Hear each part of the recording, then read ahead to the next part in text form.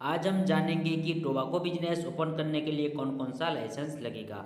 आप यहाँ पे देख सकते हैं कि फेज 1 में लगेगा आपका उद्यम रजिस्ट्रेशन जेड सर्टिफिकेट, फेज 2 में लगेगा आपका आईएसओ सर्टिफिकेट, ट्रेनिंग सर्टिफिकेट, ग्राम पंचायत एनओसी, और फेज 3 में लगेगा आपका labour licence, trade licence, GST registration, central excise and trademark registration.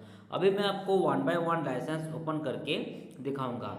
देखिए, पहला जो लाइसेंस है उद्यम रजिस्ट्रेशन, ये एक सेंट्रल गवर्नमेंट का परमिशन वाला सर्टिफिकेट है और इसका वैलिडिटी लाइफ टाइम के लिए रहता है। उसके बाद जेड सर्टिफिकेट, ये भी एक सेंट्रल गवर्नमेंट का परमिशन वाला सर्टिफिकेट है। ये waste management and environmental safety के लिए लगता है और इसका वैलिडिटी लाइफ टाइम के लिए रहता है। उसके बाद आते हैं फेज 2 का पहला लाइसेंस आईएसओ सर्टिफिकेट। अगर आप ये टोबैको बिजनेस ओपन करेंगे तो आप बेस्ट क्वालिटी का सर्विस दे रहे हैं, कोई भी कंप्लेंट नहीं आ रहा है बोल के ये लगता है और इसका वैलिडिटी 3 साल के लिए रहता है। उसके बाद आते हैं ट्रेनिंग सर्टिफिकेट, ये भी एक इम्पोर्टेंट लाइसेंस है। ये आपको मतलब ये टोबैको बिजनेस ओपन करने का आपको प्रॉपर नॉलेज है बोल के ये ट्रेनिंग सर्टिफिकेट आपको लगता है और इसका वैलिडिटी लाइफ टाइम के लिए रहता है। उसके बाद आते हैं ग्राम पंचायत एनओसी, ये एक नोट फॉर्मेट है provided by sarpanch of gram panchayat. ठीक है, सरपंच के द्वारा प्रोवाइड किया गया ये एनओसी मतलब नो ऑब्जेक्शन सर्टिफिकेट है और इसका वैलिडिटी 1 साल के लिए रहता है, जिसमें सरपंच का दस्तखत रहता है। उसके बाद आते हैं GST registration, goods and service tax.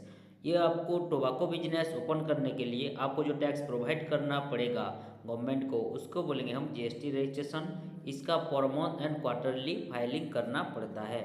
उसके बाद आते हैं सेंट्रल एक्साइज लाइसेंस। दारू को छोड़ के अगर आप कोई भी तंबाकू प्रोडक्ट सेल करेंगे तो इसके लिए आपको ये एक्साइज लाइसेंस लगता है, सेंट्रल एक्साइज लाइसेंस लगता है। ये भी एक सेंट्रल गवर्नमेंट का परमिशन वाला सर्टिफिकेट है। ये भी पर मंथ फाइलिंग करना पड़ता है इसको।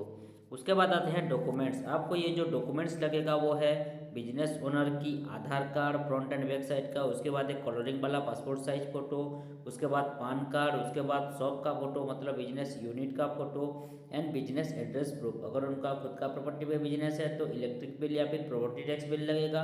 अगर उनका रेंट का प्रॉपर्टी है तो रेंट एग्रीमेंट ही लगेगा और रेंट एग्रीमेंट के लिए 100 रुपीज़ का स्टाम्प पेपर लगता है और वो स्टाम्प पेपर इंग्लिश लैंग्वेज में लिखा होना चाहिए।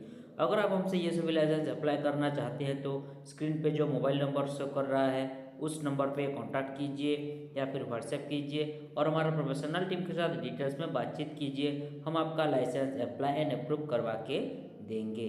धन्यवाद।